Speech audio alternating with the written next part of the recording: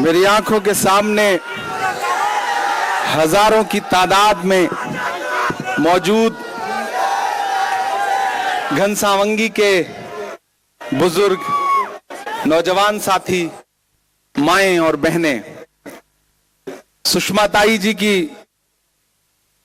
उनका शानदार भाषण, राजेश भैया टोपे जी, निसार देशमुख जी, मिलिंद अवहार जी, नासिर खान साहब, ख्वाजा भाई, इब्राहिम पठान साहब, अमोल टोपे जी, अकरम बागवान साहब, मोइन इनामदार साहब, समद बागवान साहब, हैदर अली, अरशद बागवान, नाजिम साहब, पिछले 3 घंटे से आप भाषण सुन रहे हैं।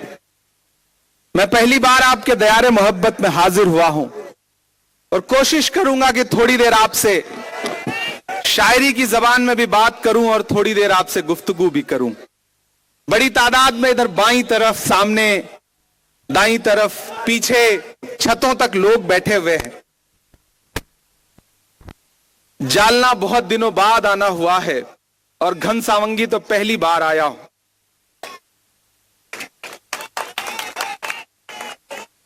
चिरागों के सफर में दबदबा हो आंधियों का, चिरागों के सफर में दबदबा हो आंधियों का, तो फिर अंजाम जुल्मत के सिवा कुछ भी नहीं होगा।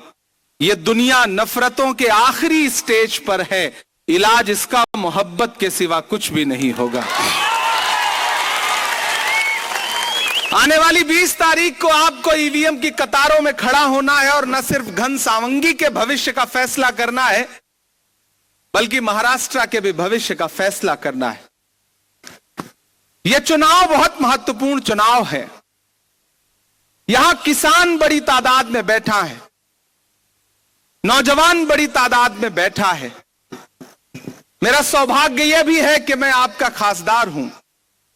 मैं राज्यसभा में आपका प्रतिनिधित्व करता हूं, महाराष्ट्र का प्रतिनिधित्व करता हूं। यह मेरे लिए गर्व की बात है। मैं राजेश टोपे जी को सुन रहा था, जिस तरह से उन्होंने सभी समाजों को जोड़ करके अपनी बात रखी। इस दौर में ऐसे राजनेताओं की बड़ी जरूरत है। वो माइक पर खड़े थे, बोल रहे थे और मुझे अशोक साहिल का एक शेर याद आ रहा था कि मैं तुम्हें अपने उसूलों की कसम देता हूं, मुझको मजहब के तराजू में न तौला जाए, मैंने इंसान ही रहने की कसम खाई है, मुझको हिंदू या मुसलमान न समझा जाए। मैं आज राजेश भैया टोपे के लिए आपसे अपील करने आया हूं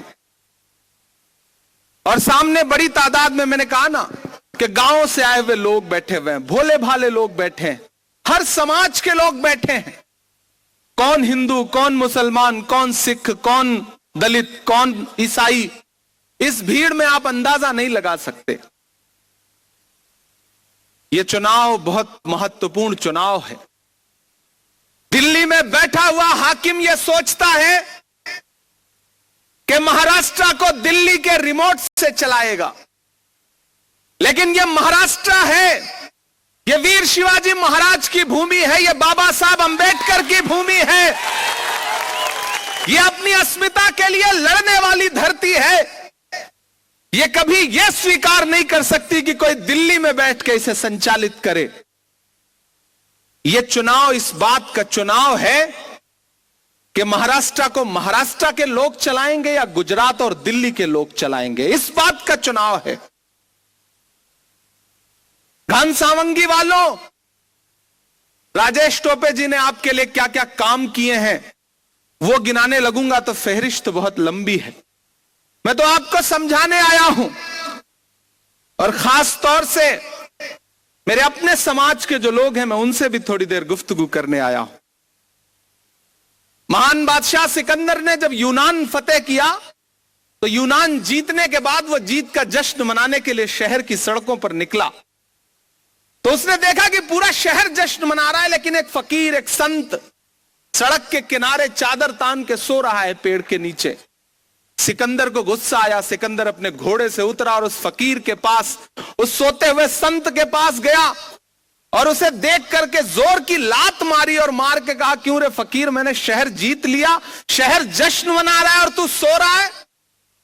उस फकीर ने उनींदी आंखों से सिकंदर की तरफ देखा और देख करके कहा कि शहर फतेह करना बादशाहों का काम है, लेकिन लात मारना गधे का काम है। क्या ऊपर वाले की दुनिया में इंसानों की इतनी कमी हो गई है जो उसने बादशाहत एक लात मारने वाले इंसान के हाथ में सौंप दी?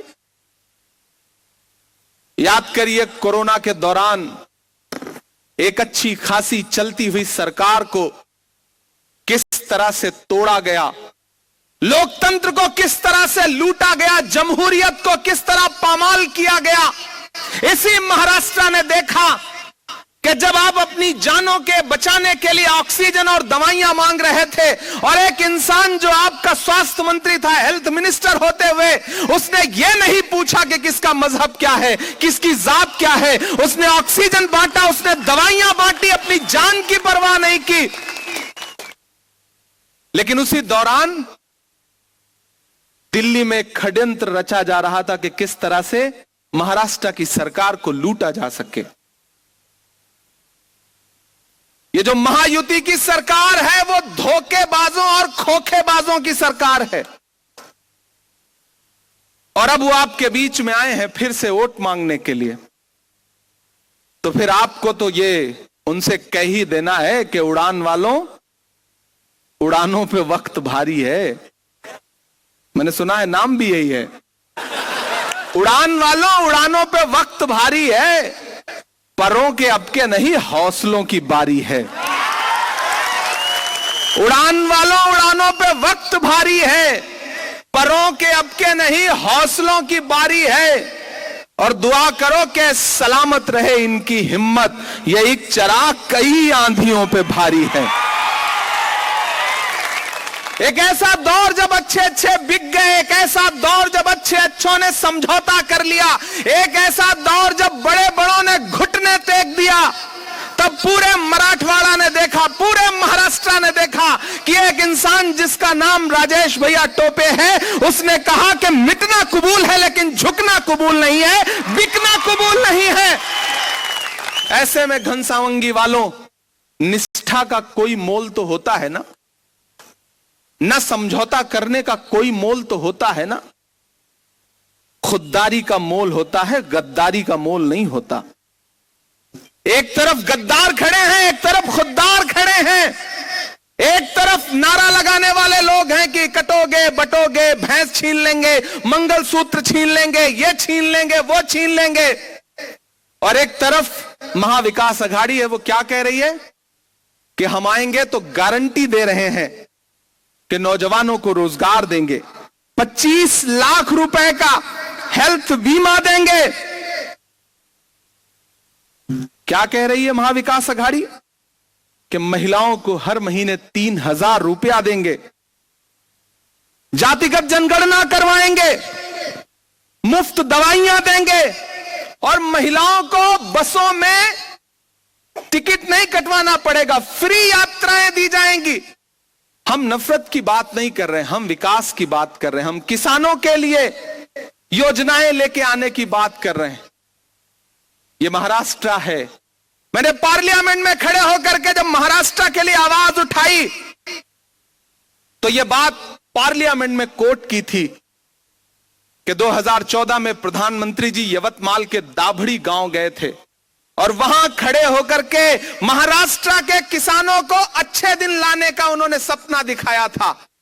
लेकिन अब तो शायद उन्हें याद भी नहीं है कि उसी यवतमाल में पिछले 6 महीने में 132 से ज्यादा किसानों ने आत्महत्या की है। कीमत तो बहुत बढ़ गई शहरों में धान की, लेकिन विदा न हो सकी बेटी किसान की। मौका मिला तो लोगों ने कुर्सी के वास्ते तस्वीर ही बिगाड़ दी हिंदुस्तान की। हमारी आंखों में उन 700 किसानों की शहादत है जो सिंगू बॉर्डर पर बैठे हुए देश के प्रधानमंत्री से यह कहते रहे कि यह कृषि काले कानून वापस ले लीजिए, लेकिन प्रधानमंत्री जी किसानों को शहीद होते देखते रहे। जब 700 जानें कुर्बान हो गई तो एक दिन उन्हें ख्याल आया कि ये कृषि कानून गलत है, इन्हें वापस ले लेना चाहिए। उन 700 किसानों की शहादत का बदला लेने का चुनाव है ये। इसलिए मैं आपके बीच में खड़ा होकर के आपसे अपील कर रहा हूं। ये बड़े साजिश करने वाले लोग हैं, बड़े धोखेबाज लोग हैं। ये नारा कुछ और लगाते हैं, बातें कुछ और कहते हैं, करना कुछ और होता है। एक दिन प्रधानमंत्री जी पार्लियामेंट में खड़े होकर बोल रहे थे, बताओ कांग्रेस वालों 70 साल में क्या दिया।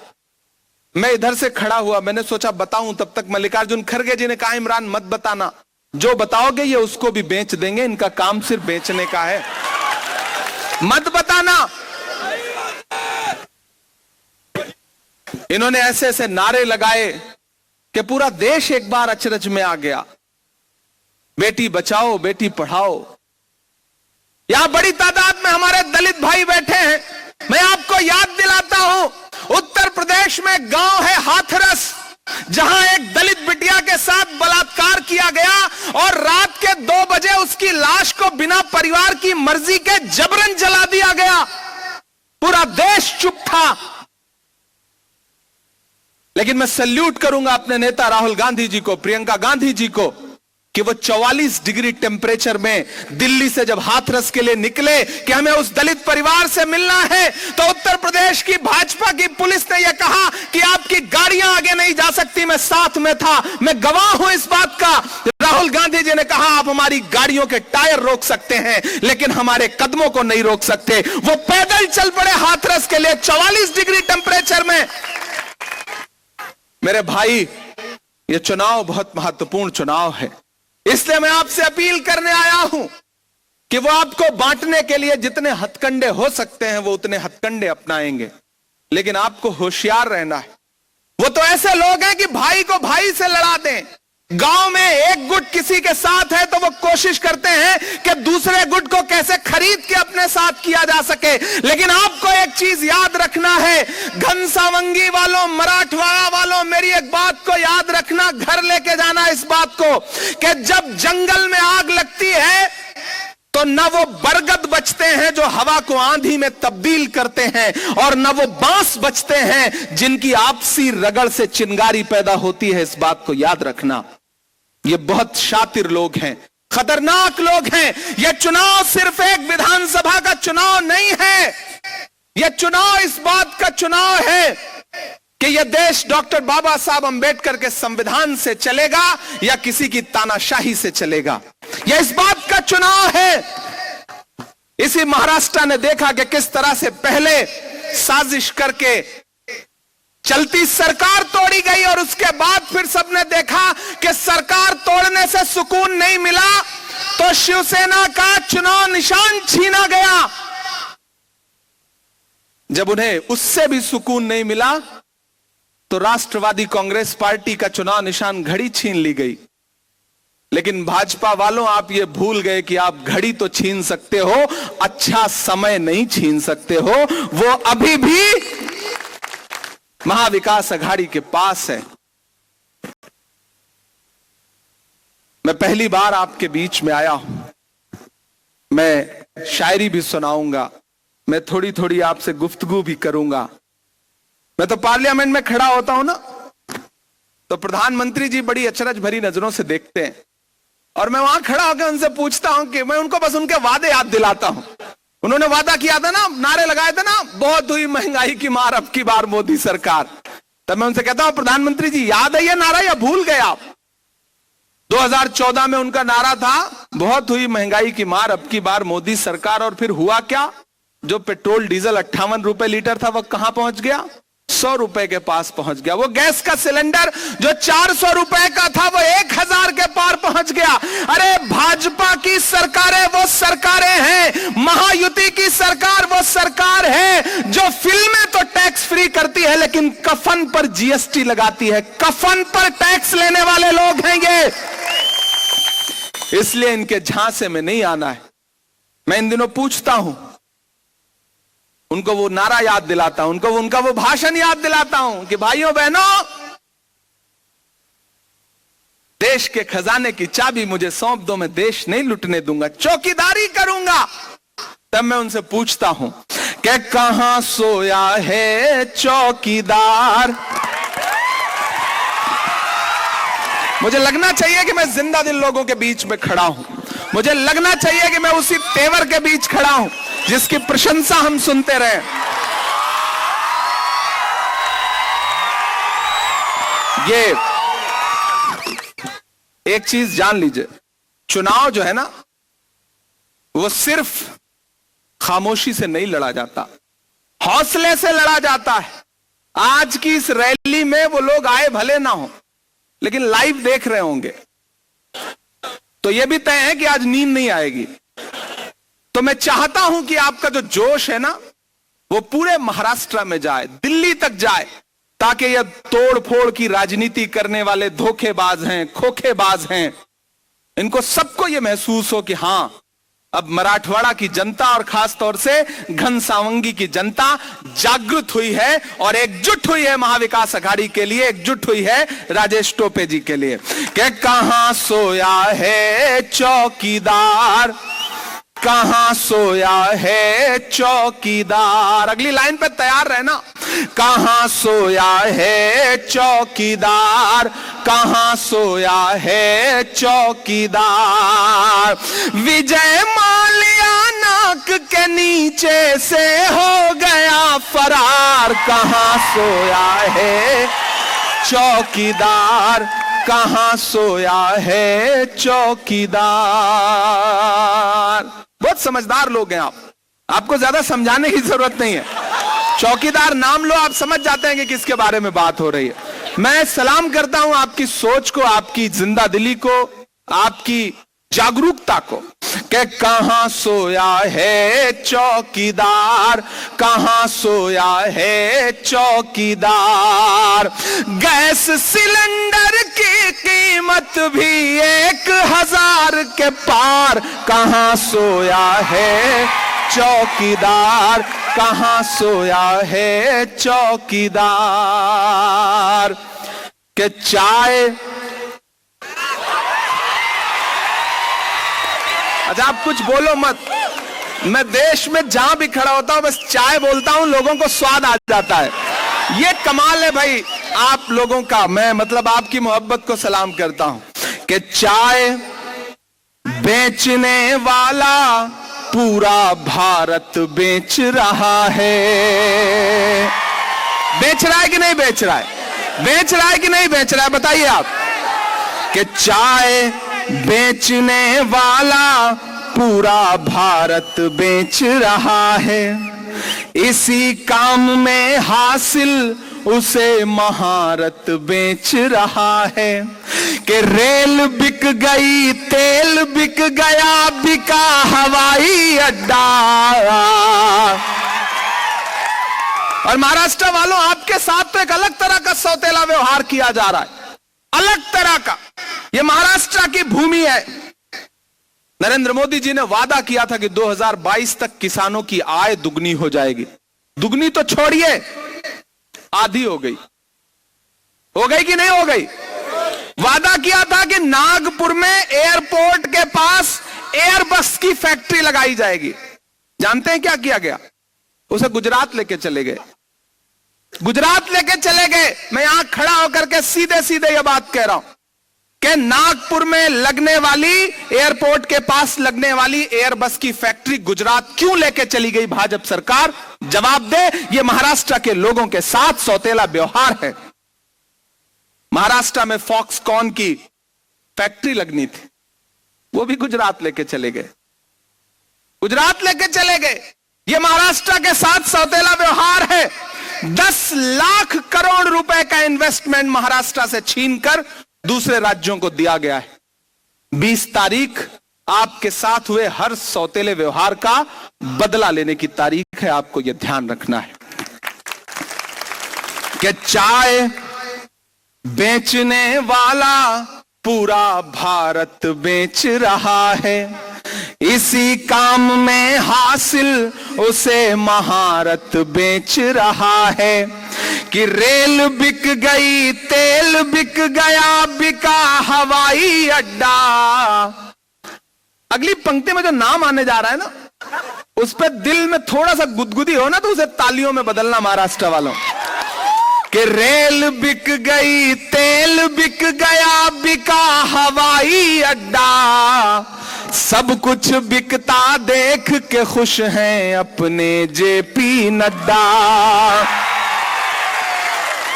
कि जनता महंगाई की मारी, जनता महंगाई की मारी करती हाहाकार, कहां सोया है चौकीदार, कहां सोया है चौकीदार। विजय माल्या नाक के नीचे से हो गया फरार, कहां सोया है चौकीदार, कहां सोया है चौकीदार।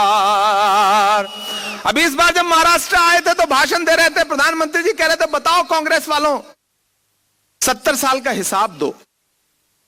अरे मैं यहां खड़ा होकर कहता हूं कि भाजपा वालों, जो सरकार अपना चलाया हुआ 2000 का नोट 7 साल नहीं चला सकी, वो हमसे 70 साल का हिसाब मांगती है, हमसे 70 साल का हिसाब मांगती है। हिसाब तो आप दीजिए। घनसावंगी वालों, 10 साल में रेलगाड़ी से बैलगाड़ी पे पहुंचा दिया है इन्होंने। इसलिए होशियार रहिए, समझदार रहिए। अगर 70 साल इनको मिल गए होते तो ये मानव से आदिमानव बना देते हम लोगों को। इसलिए बहुत समझदार रहने की जरूरत है। आपसे बस इतना अपील कर रहा हूं कि ये चुनाव बहुत जरूरी चुनाव है। मैं हजारों किलोमीटर दूर से चल करके आपके सामने दामन फैला के ये कहने आया हूं कि मैं महाराष्ट्र के जिन भी इलाकों में जा रहा हूं, महाविकास अघाड़ी की सरकार बनने जा रही है। और राजेश टोपे जी का शरद पवार जी से कितना निष्ठा का संबंध है ये आप सारे लोग जानते हैं।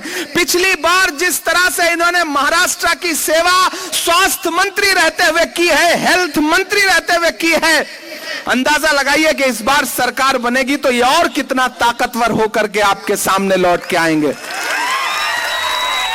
तो आप 20 तारीख को घरों से बाहर निकलना, ईवीएम की कतारों में लगना, तो यह मत सोचना कि आप सिर्फ एक आमदार चुनने जा रहे हो। आप आने वाली सरकार का एक बहुत ताकतवर मंत्री चुनने जा रहे हो, यह सोच के घर से बाहर निकलना।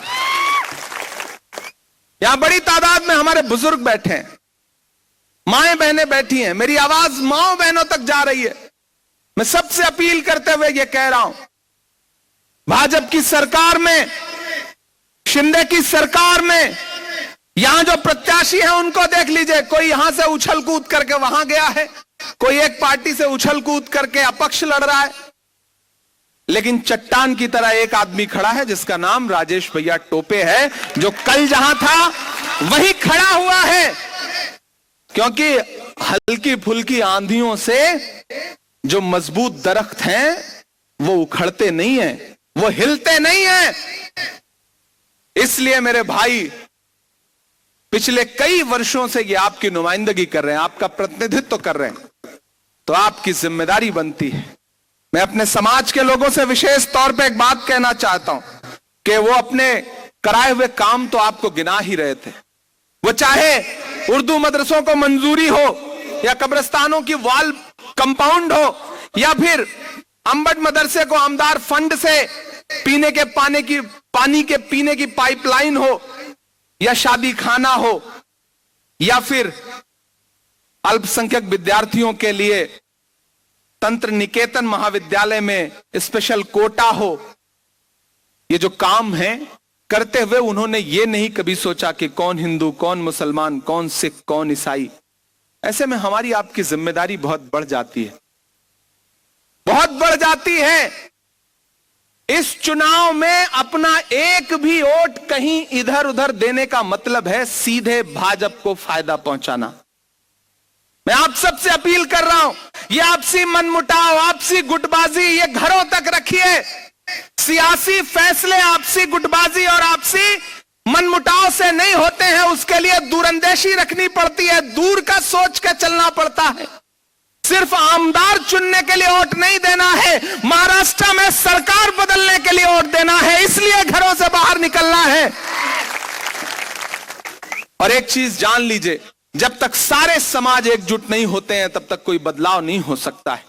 तो वो चाहे किसान भाई हो, चाहे दलित भाई हो, चाहे पिछड़े वर्ग के लोग हो, चाहे अल्पसंख्यक समाज के लोग हो, नौजवान हो, महिलाएं हो, मैं सबसे अपील करता हूं कि इस बार 20 तारीख को घरों से बाहर निकलिए और राजेश भैया टोपे जी के लिए अपना दिल खोल करके 3 नंबर का जो बटन है ना, ये जो तुतारी है ना, जब तुतारी बजती है ना, जब बिगुल बजता है ना, जब नगाड़ा बजता है ना, तो गद्दार कहां चले जाते हैं पता भी नहीं चलता है। तो चुनाव निशान भी अच्छा है, इस चुनाव निशान को याद रखिए, घर से बाहर निकलिए और अपना एक एक वोट लेकर के राजेश भैया टोपे के लिए 3 नंबर वाला जो ईवीएम का बटन है वो बटन दबाइए, इन्हें जिताइए। और एक बात ध्यान में रखिएगा, आपका राजेश भैया टोपे को दिया गया एक एक वोट सिर्फ राजेश भैया टोपे को नहीं मिलेगा, मोहब्बत के उस मसीहा को भी मिलेगा जिसका नाम राहुल गांधी है। आपका दिया गया एक एक वोट इस देश में दलितों की सबसे बड़ी आवाज कांग्रेस पार्टी के राष्ट्रीय अध्यक्ष मल्लिकार्जुन खड़गे जी को भी मिलेगा। आपका दिया गया एक एक वोट उद्धव साहब ठाकरे को भी मिलेगा। आपका दिया गया एक एक वोट शरद पवार जी की जो 50 साल की राजनीति है उसकी निष्ठा का सबसे अच्छा समर्पण होगा। आपका दिया गया एक एक वोट आपके इस बेटे, आपके इस भाई इमरान प्रताप गढ़ी पे आपका एहसान होगा। ये अपील करने के लिए आपके बीच में आया हूं और आपसे ये कहता हूं कि आप इन्हें जिता करके असेंबली में पहुंचाइए। ये असेंबली में आपके मुद्दों पर लड़ेंगे और मैं देश की पार्लियामेंट में खड़े होकर के आपके मुद्दों पर लड़ूंगा। एक जिताइए, एक साथ में फ्री पाइए, इससे अच्छा ऑफर क्या हो सकता है। आमदार जिताइए, खासदार फ्री में मिल रहा है। ये यहां लड़ेंगे, मैं वहां लड़ूंगा। मुंबई से लेकर के दिल्ली तक घनसावंगी के लोगों की लड़ाई को हम लोग कमजोर नहीं पड़ने देंगे। मैं आपसे ये अपील करता हूं, इसी थके हुए दस्ते तलब से मांगते हैं, जो मांगते नहीं रब से वो सबसे मांगते हैं। वो भीख मांगता है हाकिमों के लहजे में, हम अपने बच्चों का हक भी अदब से मांगते हैं। मेरे भाई, उनके पास पैसा बहुत है, वो खरीदने की कोशिश करेंगे, बांटने की कोशिश करेंगे। वो जानते हैं जब सीधी लड़ाई में न जीत पाओ तो बांट दो। 1000 वोट, 500 वोट किसी ब्लॉक में, किसी पंचायत में अगर कहीं बर्बाद हो जाता है तो उसका भी फायदा उन्हें मिलता है। इसलिए एक भी वोट बर्बाद नहीं करना है, ये सोच बना करके घरों से बाहर निकलना है। और ये भाजपा वाले जब झूठ बोले तो इनके झांसे में मत आना। वो शिंदे भाजपा और अजीत पवार जी के गुट के एक मंत्री साहब एक गांव में गए, बड़ा मजे का वाकया सुनिए। मंत्री जी जब गांव में गए तो उन्होंने जल्दी जल्दी गांव के लोगों को इकट्ठा किया, बोले इधर आओ, हम आज गांव की समस्याएं समाप्त करना चाहते हैं। गांव वाले आपकी तरह भोले भाले लोग इकट्ठा हो गए, बोले बताओ गांव की क्या समस्या है। तो गांव वालों ने कहा साहब 2 समस्या है। बोले पहली बताओ। बोले साहब गांव में हॉस्पिटल नहीं है। उन्होंने पता नहीं कहां मोबाइल निकाला, फोन लगाया और डांट के कहा कि ऑफिसर्स मुझे इस गांव में अभी टेम्परेरी कल एक हॉस्पिटल बन जाना चाहिए। मैं गांव के लोगों के सामने खड़ा हूं, इनसे वादा कर रहा हूं। और फिर फोन काट करके कहा कि देखो मैंने तुम्हारी पहली समस्या समाप्त कर दी, दूसरी बताओ। तो गांव वालों ने कहा साहब दूसरी समस्या यह है कि इस गांव में मोबाइल का कोई टावर नहीं आता। ये हैं भाजपा के लोग, ये हैं शिंदे गट के लोग। झूठ आपके सामने ऐसे बोलेंगे कि आप थोड़ी देर के लिए धोखा खा जाएं, अचरज में आ जाएं कि भाई किन हरिश्चंद्र लोगों से हमारा पाला पड़ा है। लेकिन इनका हर वादा झूठा है। ये धोखेबाजों की पार्टी है, खोखेबाजों की पार्टी है। इनसे होशियार रहने की आवश्यकता है। और जिन्हें यह लगता है कि वो साजिश करके, धोखा दे करके राजेश भैया टोपे का कुछ बिगाड़ लेंगे, मैं उन्हें बता देना चाहता हूं। राजेश भैया इधर आइए, आप इधर आइए। आप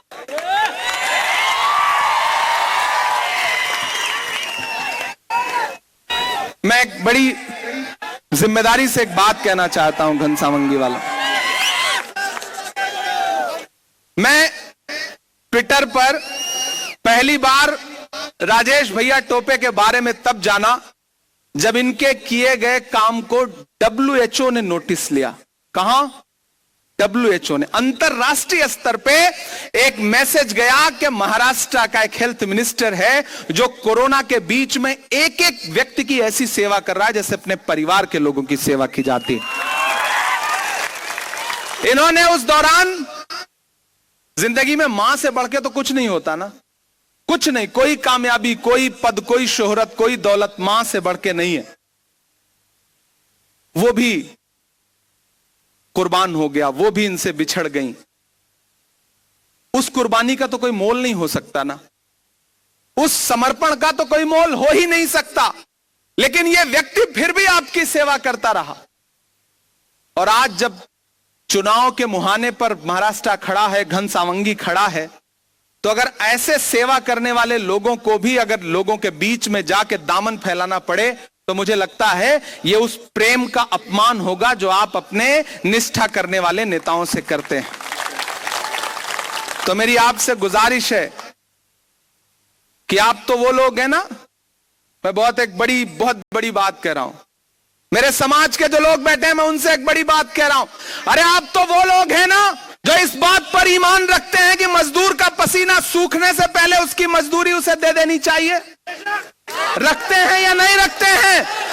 मैं रखता हूं इस बात पे ईमान के मजदूर का पसीना सूखने से पहले उसकी मजदूरी उसे दे देनी चाहिए। तो मैं इस भाई के लिए अपना दामन आपके बीच में फैला करके खड़ा हूं कि कोरोना में किए गए इनके काम जो थे ना, अभी उनकी यादें ना तो भूली हैं ना इनकी मेहनत का वो पसीना सूखा है। 20 तारीख वो दिन है कि जब आप घरों से बाहर निकलेंगे और अपना एक एक वोट, वो किसी भी समाज के लोग हो, अपना एक एक वोट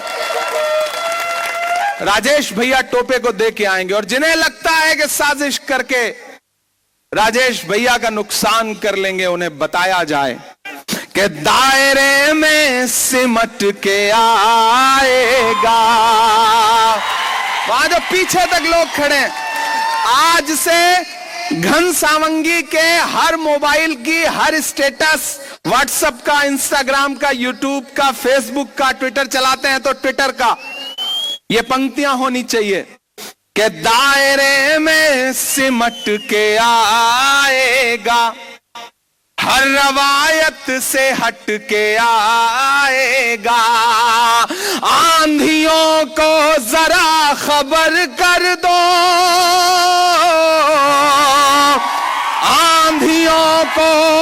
आंधियों को जरा खबर कर दो, शेर वापस पलट के आएगा, शेर वापस पलट के आएगा।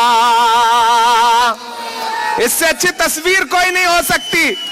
जो बांटने की बात करने वाले लोग हैं अपने मफाद के लिए, उन्हें बताओ कि इमरान प्रतापगढ़ी, राजेश टोपे या फिर सुषमा ताई, ये इनका धर्म अलग अलग हो सकता है, जात अलग हो सकती है, लेकिन ये इंसानियत और मानवता के रिश्ते से एक हैं और इनका काम सिर्फ जनता की सेवा करना है। मैं आप सबसे ये अपील कर रहा हूं और मैंने बड़ी मजबूती के साथ राजेश भैया का हाथ पकड़ा है। ये गठबंधन बड़ा मजबूत है, कोई पैसा, कोई साजिश इसे तोड़ नहीं सकती, इसे नुकसान नहीं पहुंचा सकती। मैं आप सबसे अपील कर रहा हूं मेरे भाई,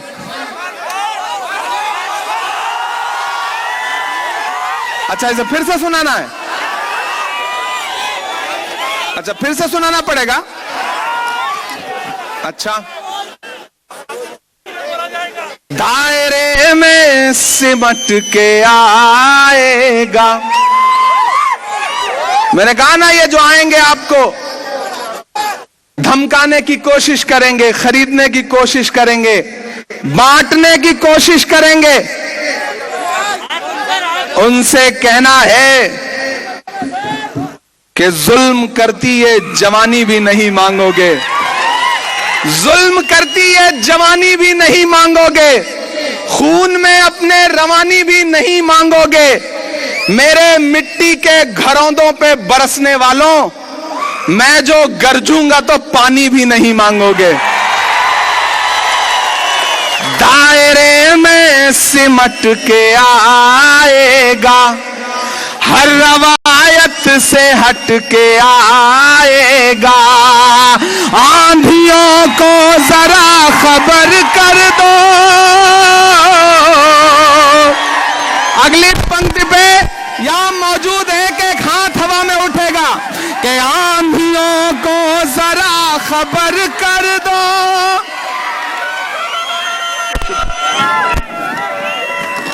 देखिए, ताई ने माला पहना दी और मुझे लगता है कि ये माला जो है वो जीत की है, तो इसके असली हकदार जो है वो राजेश भैया हैं। मैं पढ़ता हूं पंक्तियां कि दायरे में सिमट के आएगा, हर रवायत से हट के आएगा। आंधियों को जरा खबर कर दो, आंधियों को जरा खबर कर दो।